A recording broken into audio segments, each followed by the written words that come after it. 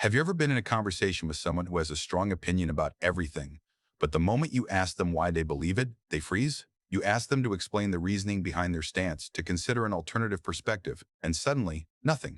They get defensive, maybe even angry, or they change the subject, accuse you of overthinking, or claim you're making it too complicated. But the truth is, they don't actually understand what they believe.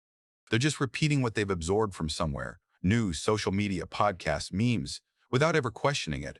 And here's the part that should terrify you. This isn't rare anymore. This isn't some fringe problem affecting a few people. It's normal. Entire generations have been conditioned this way. What we're witnessing is the creation of a society that mistakes information for intelligence, exposure for understanding, and opinion for thought. 200 years ago, the philosopher Arthur Schopenhauer warned us about this. He predicted a world in which people would absorb knowledge superficially, repeat it confidently, and mistake repetition for comprehension. And today, we are living in that world, but on a scale he could never have imagined. This isn't a random failure of education or a coincidence of culture. This is deliberate, systemic, and insidious. Society hasn't failed us by accident. We built systems, schools, media, technology, social norms that make thinking deeply almost impossible. And over the course of this video, you'll see exactly how this happened, why it happened, and why understanding it might be the only way to reclaim our ability to think independently. By the end, you won't just notice the problem, you'll understand the mechanisms behind it, and you'll see why Schopenhauer's warnings are more relevant now than ever before. Have you noticed how much of our time is spent consuming content, endlessly scrolling, clicking, watching, and reacting? TikTok, Instagram, YouTube Shorts, memes, viral videos. Our brains are constantly bombarded. We call it staying informed or entertained, but here's the problem. Consumption has become a substitute for understanding. We mistake endless exposure for knowledge, reaction for reasoning, and feeling informed for actually being informed. Schopenhauer once wrote, "Buying books would be a good thing if one could also buy the time to read them." But as a rule, the purchase of books is mistaken for the appropriation of their contents. Swap books for content, and you've described an entire generation. We consume constantly, but we rarely think deeply. We absorb fragments of information without ever processing them. And what are we absorbing? The trivial, the chaotic, the meaningless. Viral content designed to grab attention without requiring thought. Skibidi toilet, endless memes that make no sense, viral trends with no point whatsoever. Our minds are being trained to react instantly, to crave stimulation, and to avoid effortful thought. Brain stimulation has replaced brain work. The more outrageous or absurd, the more we engage. And the more we engage, the less we think. Have you ever caught yourself forming strong opinions about something, only to realize you couldn't explain why? You know what you believe, you feel strongly about it, but if asked to trace the reasoning, you come up empty. That's the core of the problem. You aren't actually thinking. You're being thought by the world. Your mind is not generating ideas, it's echoing the fragments, trends, and reactions fed to it. This isn't just an observation about other people. It's something happening to all of us, every day, with every scroll, every swipe, every click. We live in a society that teaches the mind to react, to respond, to perform intelligence without ever exercising it. And this is only the beginning. The symptoms are everywhere, and they're only getting worse. Let's start with the first mechanism, fragmented knowledge. We live in a world where information is no longer experienced in depth. It's experienced in fragments. Headlines, tweets, bite-sized videos, listicles. They give the illusion of understanding. You read, you scroll, you nod along, and you feel informed. But real comprehension? That's missing. You don't engage, you don't reason, you don't connect ideas. You just absorb fragments and call it knowledge. And it's not just a habit, it's biological. Our brains are shaped by what we do, and thanks to neuroplasticity, repeated behaviors literally rewire them. Every time you skip a paragraph, switch tabs mid-article, scroll past something challenging, or abandon a book because it takes effort, your brain adapts. It strengthens the pathways for distraction, shallow attention, and constant stimulation, and weakens the pathways for sustained focus, deep processing, and critical thinking. Think about it. How often do you start an article and leave halfway because it feels too long?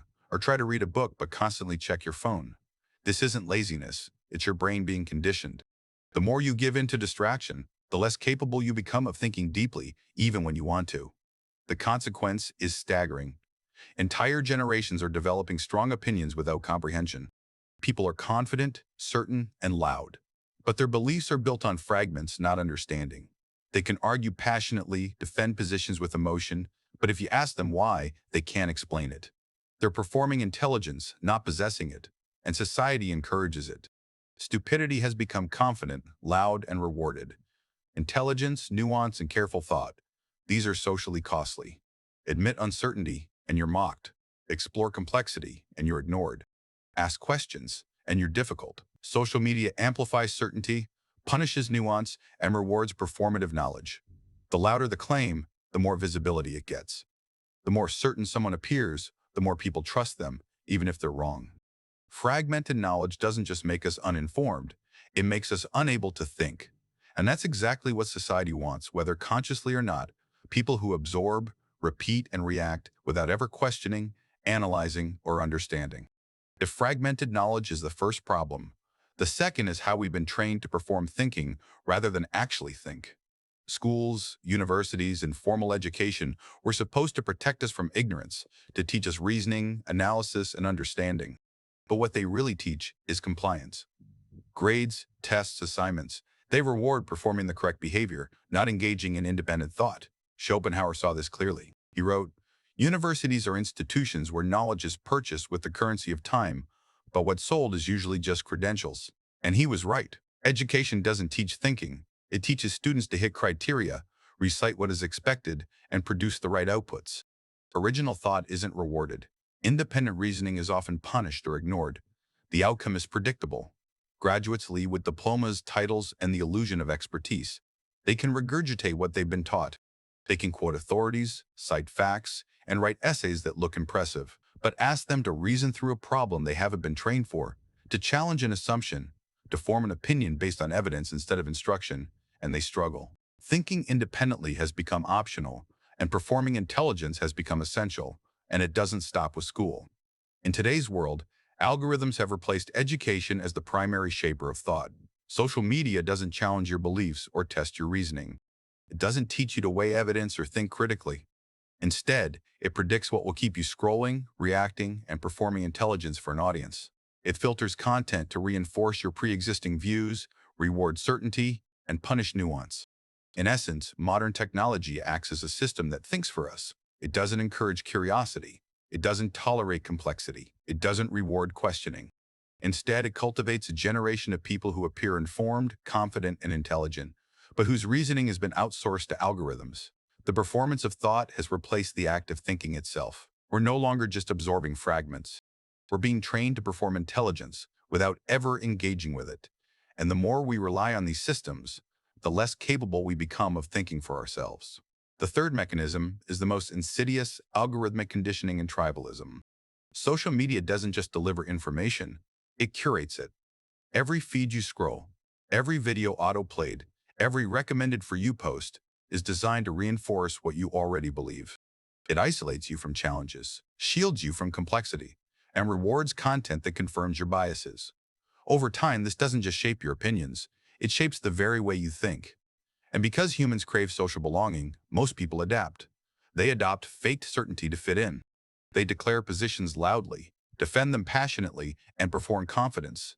Because uncertainty is uncomfortable and, in the eyes of the tribe, weakness. Questioning accepted narratives is risky. Independent thought is socially punished. Schopenhauer captured this dynamic perfectly when he wrote, "A man can do what he wants, but not want what he wants. You can choose your actions, your words, your posts, your arguments, but you cannot choose whether society will accept them, and society has made its choice clear. Thinking independently is unacceptable. Consider the pressures we face today. There's no space for saying, 'I don't know.' There's no tolerance for nuance, for evolving opinions, for admitting when evidence changes your mind.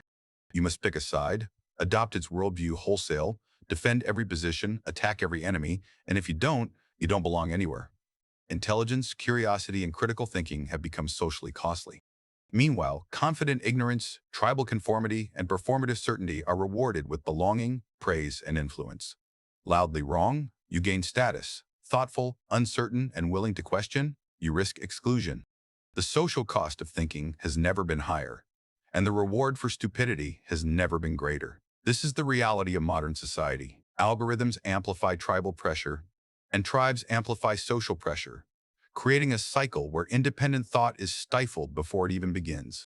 The systems we built don't just make it difficult to think, they make it dangerous. And the result is predictable: millions of people repeating what they've been fed, defending positions they barely understand, and mistaking certainty for intelligence. To understand the cost of independent thought, let's look at the life of Arthur Schopenhauer himself. He wasn't just a philosopher writing abstract ideas. He lived the consequences of thinking differently. In his time, his lectures were sparsely attended, his books largely ignored, and his ideas dismissed by the academic establishment. He refused to compromise his thinking to fit in with popular philosophers or academic tribes. He spoke, wrote, and reasoned independently, and paid the price. Ostracism, ridicule, and obscurity were his daily reality. He could have gained acceptance, popularity, or social comfort by aligning with others, repeating prevailing opinions, or softening his critiques. But he chose truth over belonging. And here's the remarkable part. While the thinkers who compromised their independence were quickly forgotten, Schopenhauer's ideas endured. His philosophy survived decades of rejection, and today, his insights are more relevant than ever. The lesson is clear: independent thinking is costly. It can isolate you socially, make you uncomfortable, and even make you a target. But it is enduring. Ideas rooted in careful reasoning, critical examination, and courage to question, even in the face of rejection, outlast the noise of conformity. Schopenhauer's life proves that thinking for yourself isn't easy. It's lonely, it's challenging, and it's often unappreciated. But the reward isn't popularity, it's lasting truth. And that is the only path back to real intelligence in a world designed to punish it. So what's the result of all this? Look at the society we've created, and you'll see it everywhere. Our brains are literally being rewired for distraction, conditioned to crave instant stimulation and to avoid effortful thinking. Deep focus, sustained attention, the patience required to analyze, reason, and reflect. These are becoming foreign skills. Education, which should have protected us, now rewards performance over thought. Grades, tests, diplomas, they signal achievement, not understanding. Schools and universities train students to mimic intelligence, not exercise it. The result? Generations capable of reciting information flawlessly, yet incapable of reasoning independently or evaluating ideas critically. Meanwhile, media has become a factory for reaction rather than reflection. Headlines, tweets, viral videos, they're designed to trigger emotion, provoke outrage, and keep you scrolling. Rarely do they challenge you to think, to weigh evidence, to wrestle with complexity. Instead, they train you to respond, react, and perform certainty without comprehension. And then there are algorithms, those invisible systems that decide what you see and what you don't. They reinforce your biases, reward conformity, punish curiosity, and isolate you from ideas that would make you think differently. Over time, you aren't just influenced by these systems, you're shaped by them. Your worldview calcifies. Your mind adapts to convenience over contemplation. Here's the big idea. This generation isn't dumb because it lacks access to information. We have more information at our fingertips than any generation in history. No, this generation is dumb because thinking has been made impossible. Our systems, our habits, our culture, and our technology are designed to make independent thought difficult, socially costly, and rare. And the more we follow them, the less capable we become of reclaiming the one skill that truly matters: the ability to think for ourselves. Here's the truth. You can choose differently. You don't have to be a product of these systems. You can decide to slow down, to read deeply instead of skimming endlessly, to tolerate uncertainty instead of faking certainty, to question your tribe instead of following blindly. Real thinking is possible, but it requires effort, courage, and independence. Start small. Pick one belief you hold strongly and spend an hour genuinely trying to argue against it.